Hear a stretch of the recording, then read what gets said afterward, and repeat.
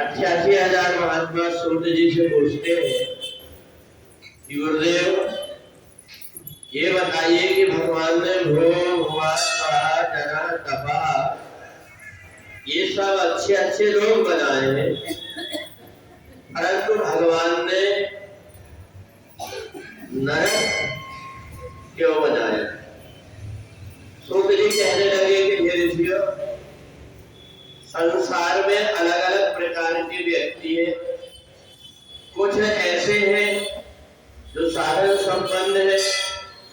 कुछ ऐसे हैं जो बलवान हैं, परंतु संसार में कुछ ऐसे भी व्यक्ति हैं जो निर्बल हैं, असहाय हैं, दीनहीन हैं। तो जिस समय भगवान ब्रह्मा सृष्टि की रचना कर रहे थे तो उन्होंने सोचा कि जीवन में ऐसा कोई नियम बना देना चाहिए जिससे कि व्यक्ति संसार के चक्र में अपने नियमित रूप से अपने दिनचर्या करते रहे। तो इसलिए परमात्मा की भक्ति, पूजन, दान, पुण्य, यज्ञ अनेक प्रकार के इन कर्मों को व्यक्ति के करने के लिए बताया। साथ में वो व्यक्ति जो दीनहीन है, असहाय है, वो यदि किसी बलवान व्यक्ति के ऊपर द्वारा सिखाए जाते हैं तो उसका बदला नहीं ले पाते, बराबरी नहीं कर पाते। तो इसलिए संसार का ये नियम बना हुआ है कि कर्म प्रधान विश्व रचि राखा, जो जस करे सो तस फल चाखा।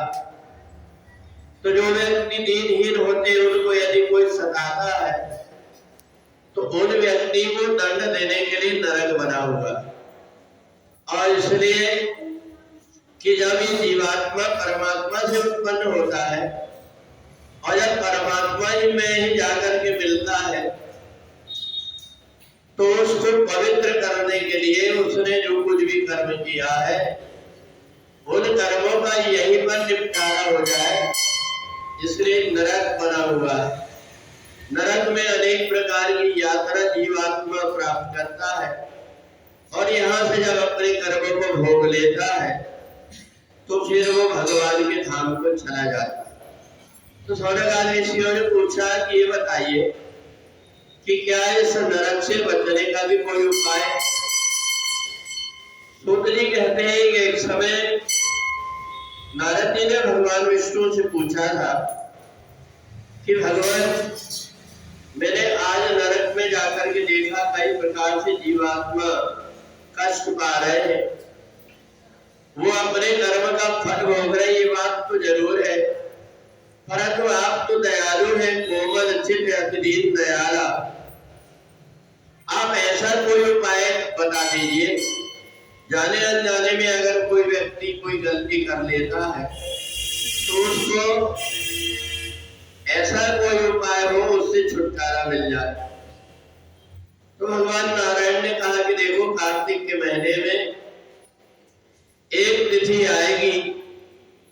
नरक चतुर्दशी, उस दिन जो कोई भी मेरी पूजन कर लेगा, कार्तिक महात्मा की कथा को सुन लेगा, भगवान के दर्शन कर लेगा, उसको जाने अनजाने में किए हुए पाप कर्म से मुक्ति मिल जाएगी।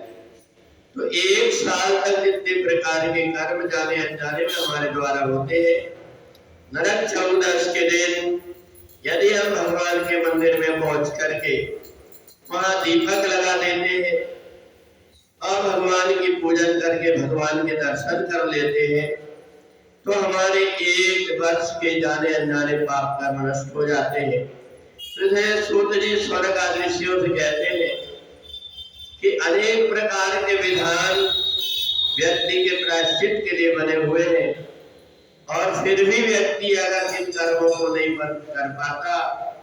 तो वो अभागा कहलाता है। तो इसलिए साल में एक बार जो नरक चतुर्दशी का दिन आता है, सुबह से लेकर के शाम तक अगर अपने घर में मूर्ति है तो उनकी पूजन, अगर नहीं है तो भगवान का मंदिर है, वहां आकर के जो पूजन कर लेता है वो नरक जाने से बच जाता है।